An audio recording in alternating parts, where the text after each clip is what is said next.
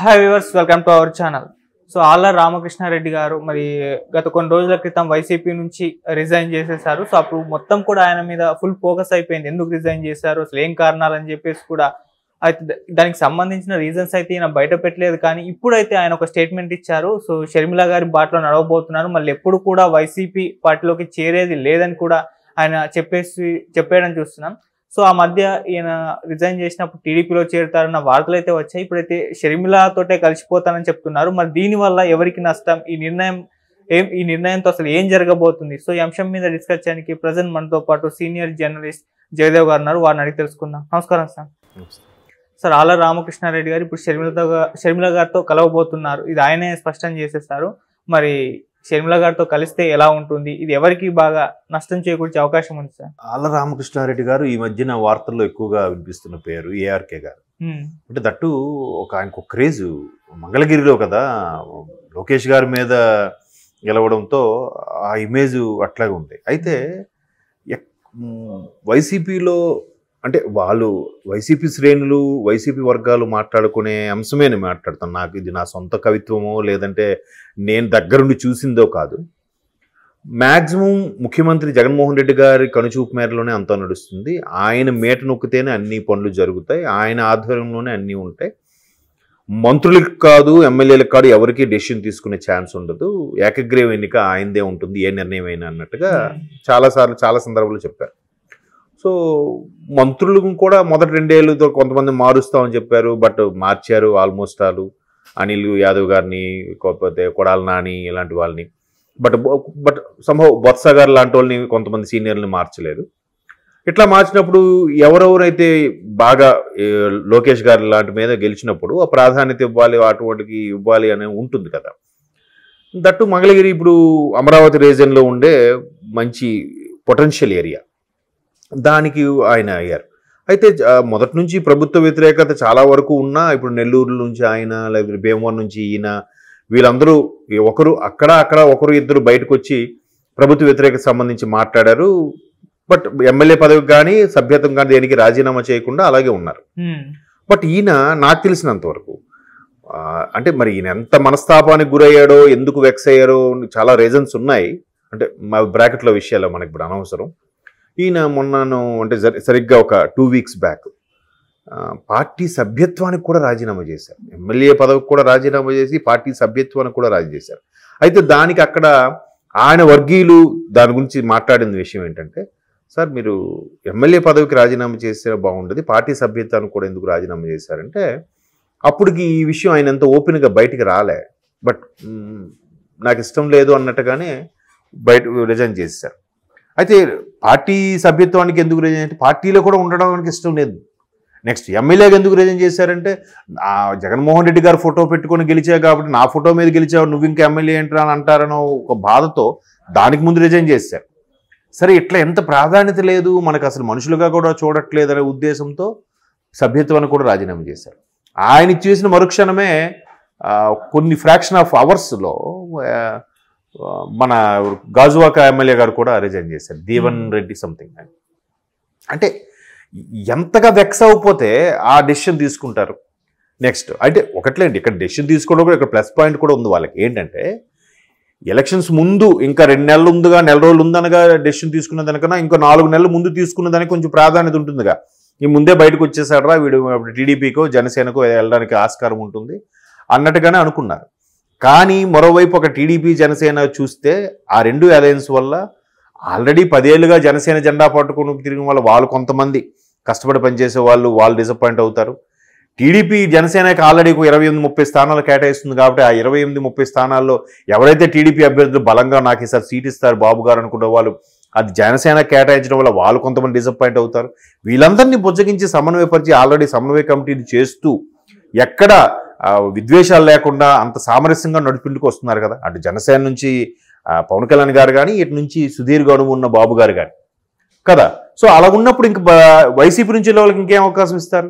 అసలే వైసీపీ వాళ్ళు ప్రతి ఒక్కరు ఆల్మోస్ట్, అంటే ప్రతి ఒక్కరు అనడానికి లేదేమో, 151 మందిలో ఒక 10 మంది ఎక్కువగా దుయ్యబట్టారు, బురద జల్లారు, నోటికి వచ్చినట్టు మాట్లాడారు ప్రతిపక్షాన్ని. మిగతా అందరూ కూడా ఎవరి పనులు వాళ్ళు చేసుకున్నారు, కాముగా ఎవరి బిజినెస్ వాళ్ళు చేసుకుంటున్నారు కదా. సో అటువంటి వాళ్ళు వెళ్ళడానికి అవకాశం ఉంటుంది టీడీపీ కానీ జనసేనకి కానీ. జంపు జలానీలు కామన్ కదా. బట్ ఇక్కడ టీడీపీ జనసేన అలయన్స్ అవ్వడం వల్ల వాటి కలవడం తర్వాత కలిసిన తర్వాత వారెండిటి గ్రాఫ్ కూడా పెరిగింది. టీడీపీది గ్రాఫ్ ఎలా ఉందనుకోండి, ఇక్కడున్న గ్రాఫ్ టీడీపీది ఇక్కడికి వెళ్తే జనసేనది కూడా ఇక్కడ ఉన్నది మోస్తరుగా పెరిగింది. టీడీపీ స్థాయిలో అంత లేకపోయినా పెరిగింది. ఎందుకంటే దీనికి రాజకీయ అనుభవం ఎక్కువ. ఇక్కడ ఈయన సుదీర్ఘ అనుభవం ఉన్నాడు. పవన్ కళ్యాణ్ కూడా నమ్మకం పెంచుకునే ప్రయత్నంలో జనాలందరికి కూడా నన్ను చూడండి, నేను ఒకసారి రెవల్యూషన్ తీసుకొస్తాననే ప్రయత్నం 10 ఏళ్ళుగా చేసింది. ఇప్పుడు ఆ గ్రాఫ్ కూడా పెరిగింది, నమ్ముతున్నారు ఇప్పుడు ఆయన. ముందంతా నమ్మలేదనే కూడా కొన్ని వ్యాఖ్యలు వచ్చాయి కదా. సో ఈ గ్రాఫ్ కూడా పెరిగింది. సో ఈ రెండు కొట్టుకెళ్ళిపోతాయి కాబట్టి ఖచ్చితంగా టీడీపీ కానీ జనసేన కానీ వెళ్ళాలి. అక్కడ మ్యాక్సిమం అవకాశం లేదు అలయన్స్ వల్ల. ఇంకేముంది అవకాశం? లేదా రాజకీయ సన్యాసం తీసుకోవాలి, లేదా కాముగా ఈసారికి వదిలేండ్రా బాబు అని చెప్పి పోటీ చేయకుండా, పోటీ చేస్తే ఎలాగో టీడీపీ జనసేన వస్తుంది కాబట్టి ఆ పార్టీకి అయ్యే ఖర్చులు కూడా మిగిల్చుకోవచ్చు, బిజినెస్ చేసుకోవచ్చు, కాబట్టి 2029కి ప్లాన్ చేయొచ్చు అనే ఉద్దేశం కూడా చాలా మంది ఉన్నారు. కాబట్టి ఇటువంటి సందర్భంలో వైఎస్ఆర్ తెలంగాణ పార్టీ అధ్యక్షురాలైన షర్మిలా గారు కాంగ్రెస్ అధిష్టాన సూచనల మేరకు ఆంధ్ర పిసిసి చీఫ్గా రాబోతున్నారని వార్తలు వస్తున్నాయి కదా. మరోవైపు ఆవిడ ఒకవేళ పిసిసి చీఫ్ అయితే సొంత అన్నతో కూడా పోటీ పడి పనిచేయాలి. అవసరమైతే అన్నను కూడా దుయ్యబట్టాలి, విమర్శించాలి, పరుషంగా వ్యాఖ్యలు చేయాలి. సో వీటన్నిటిని దృష్టిలో పెట్టుకొని ఆవిడ మరి ఎందుకు వెనకం చేస్తున్నారో లేదంటే కారణాలు అయితే తెలియదు, కానీ ఆవిడ ఏఐసిసిలో కీలక పదవి అడుగుతున్నారన్న వార్తలు కూడా వచ్చాయి. మేబీ అయినా అయిండొచ్చు. ఎందుకంటే పక్క రాష్ట్రంకి వెళ్ళి ఆవిడ ఆ మాత్రం మంచి క్యాన్వాసింగ్ చేశారు, ప్రభుత్వ వ్యతిరేకం పోటీ పడ్డారు, కాంగ్రెస్ అధిష్టానమే పిలిచి మాలో కలుపుకుంటామని అడిగారు అని అంటే ఇంత ఆవిడకి ఆ ఫేము, నేము, ఆ క్రేజు, అలాగే ఆవిడ కష్టపడే తత్వం గమనించకుండా అడగదు కదా కాంగ్రెస్.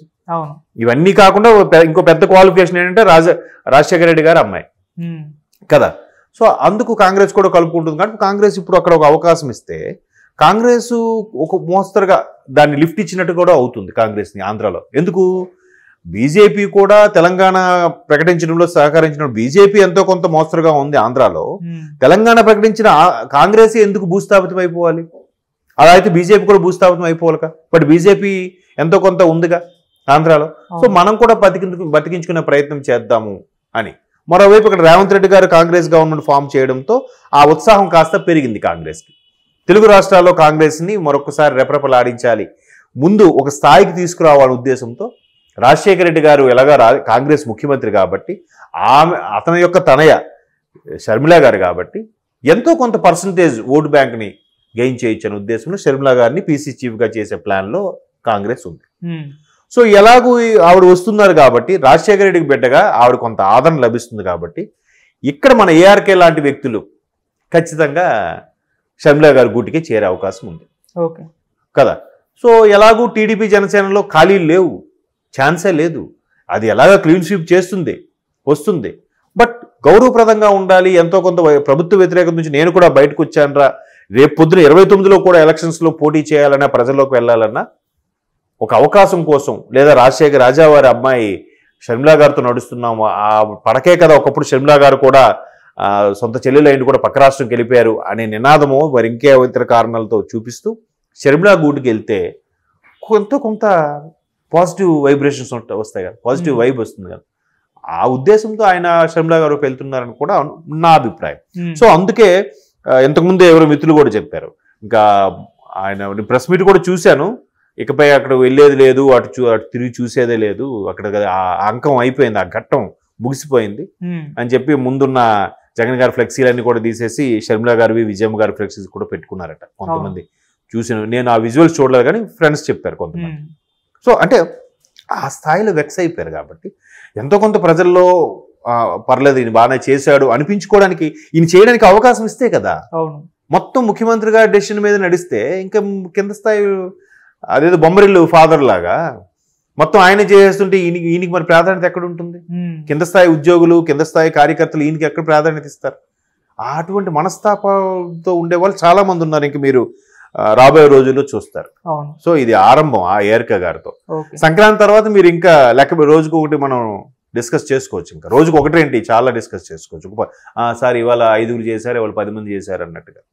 దట్టు ఆయన కూడా అంటున్నాడుగా ఈసారి 90 మందికి సిట్టింగ్లకి ఇవ్వమని. సో 90 మందిలో ఈ 3 నెలల్లో 3 నెలలు 33లో 90 అట్లా రోజుకొకరైనా బయటకు వచ్చి మాట్లాడే అవకాశం ఉంటుంది. Okay, thank you so much sir.